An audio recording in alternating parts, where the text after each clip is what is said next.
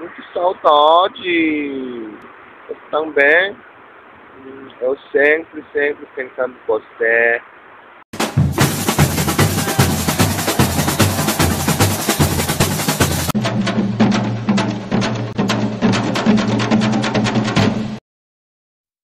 Oi pessoal, meu nome é Thalita, sejam bem-vindos a mais um vídeo aqui do canal. Pessoal, no vídeo de hoje eu vou contar para vocês um pouquinho da nossa história, como a gente se conheceu, como as coisas aconteceram e eu acabei vindo morar aqui na Coreia. O nome do meu marido é Sunmin, mas vocês podem chamar ele de Luiz, tá bom?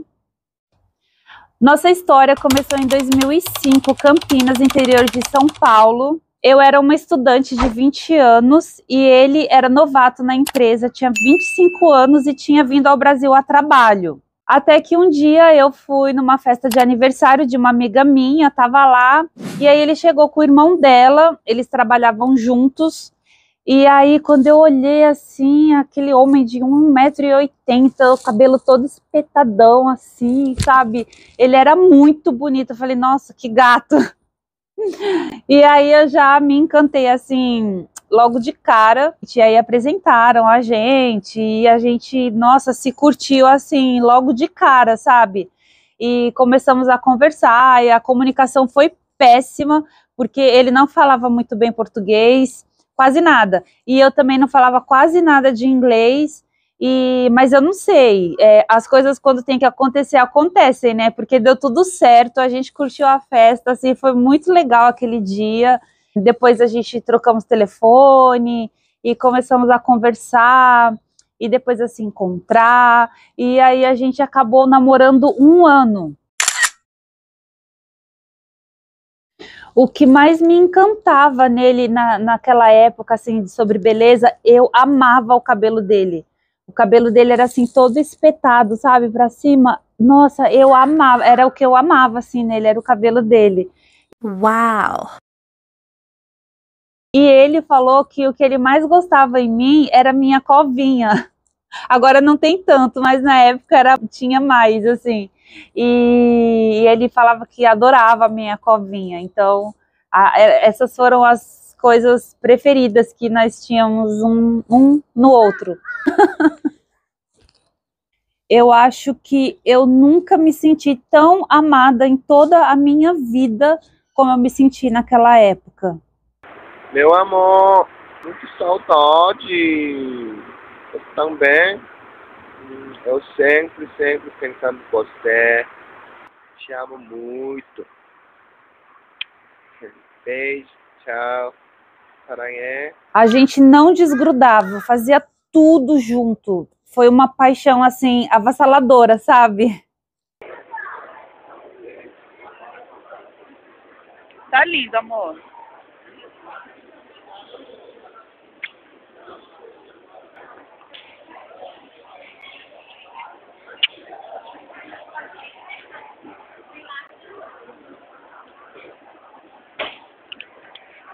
Porém, nós não fazíamos planos para o futuro, sabe? Ficar juntos naquela época não era uma possibilidade, era impossível.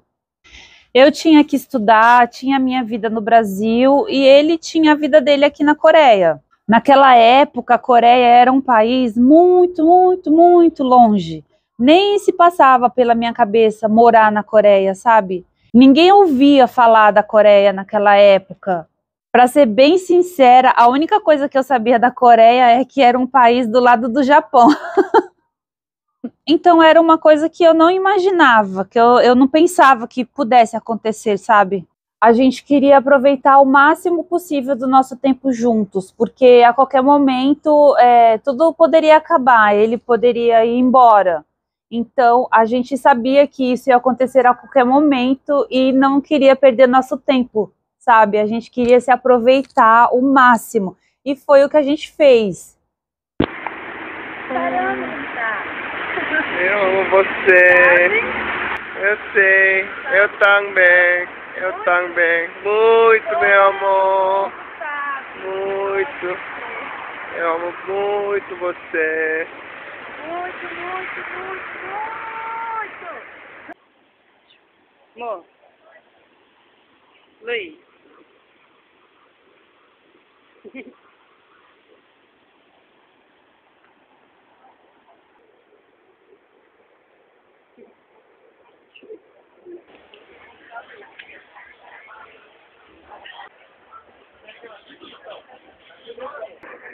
Eu amor muito, muito, muito.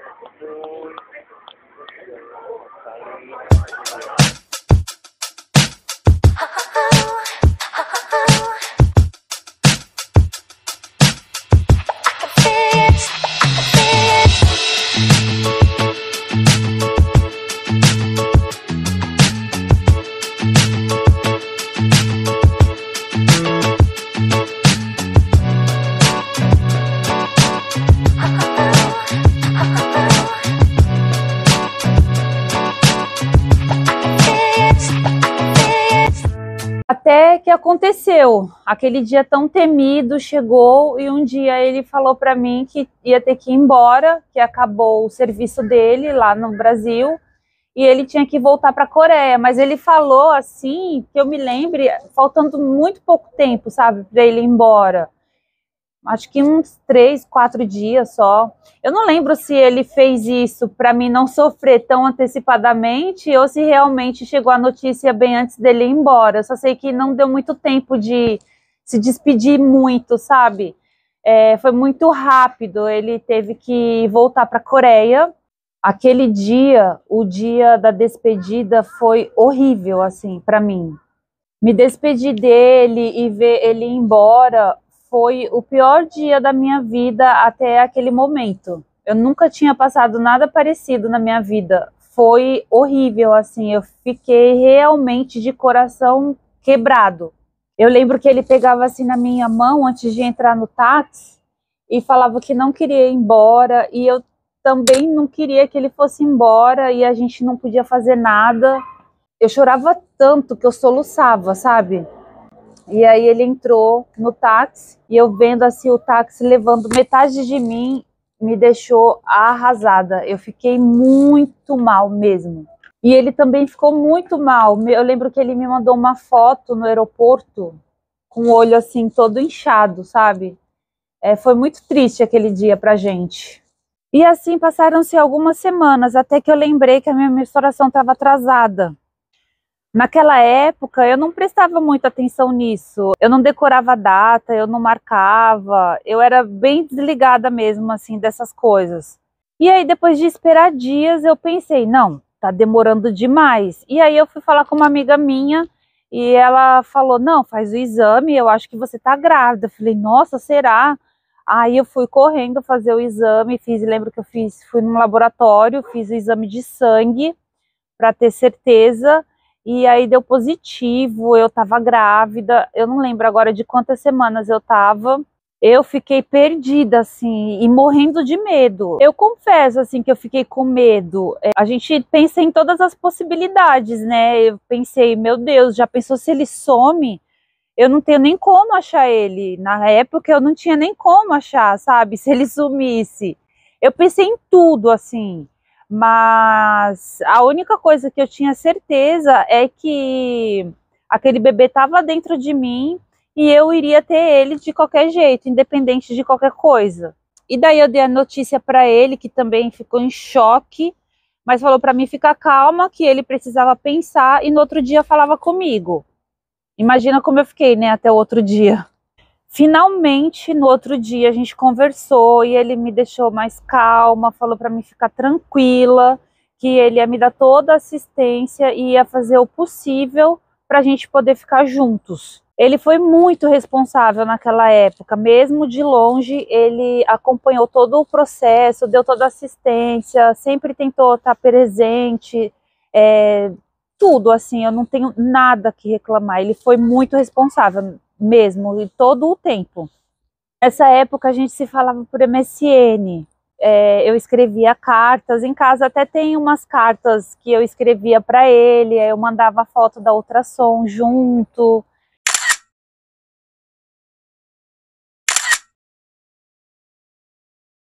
E foi assim, foi passando o tempo, quando eu já estava de 4 meses, ele deu a notícia para a família dele, que não aceitaram de jeito nenhum.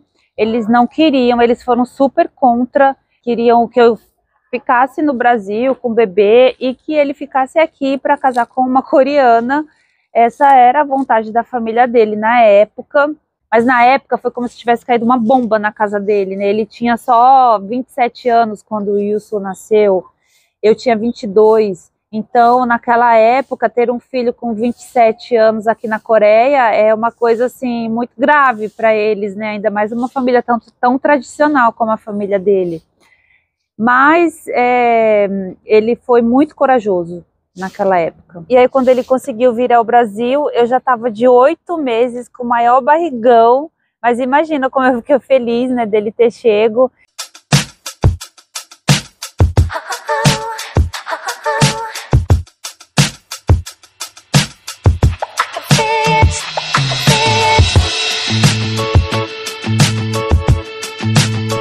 E aí ele conseguiu acompanhar o meu último mês de gravidez, ele viu o Yusu nascer, ficou com a gente o primeiro mês de vida do Yusu.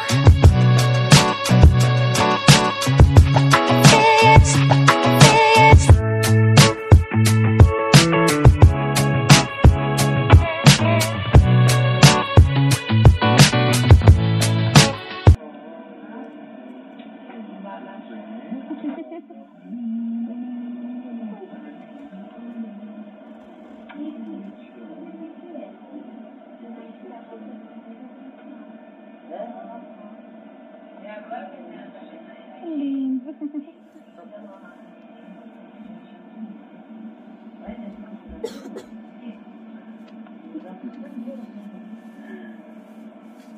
Quando o Yusu completou um mês, daí ele voltou para a Coreia.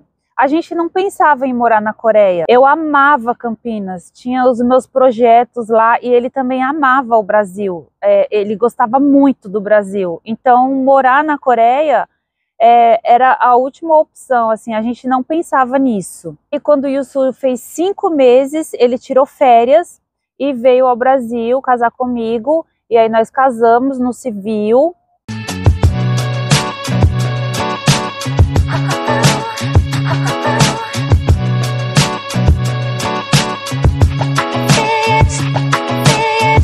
Passamos a lua de mel em Natal.